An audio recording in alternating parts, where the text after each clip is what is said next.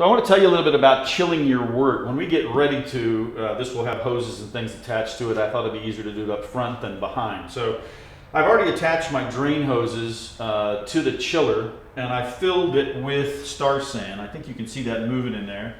So it's literally filled with star sand and just waiting for us to get done. So as we get closer to that process, I'll drain that star sand and we will run the wort through it as well. What I'd like to tell you is you can use 3 different types of chillers. I happen to use a plate chiller because it is the most efficient in transfer of heat. This happens to be a 12-inch. It came from Diesel. It's got 20 plates. That may be wrong. It might have 12 plates, whatever the number is. They've got a 12-inch chiller. It might be on here as a matter of fact.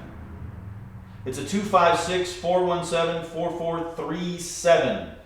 So it's a plate chiller. It's the most efficient heat transfer system available to brewers.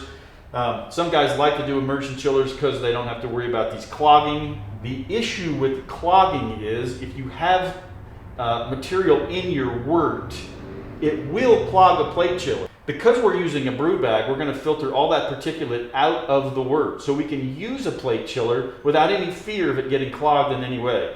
It also makes it very easy to clean because there's nothing stuck in the thing. We'll talk about the bag a little further, but to just give you an idea, the mill is set at 20/100ths of an inch.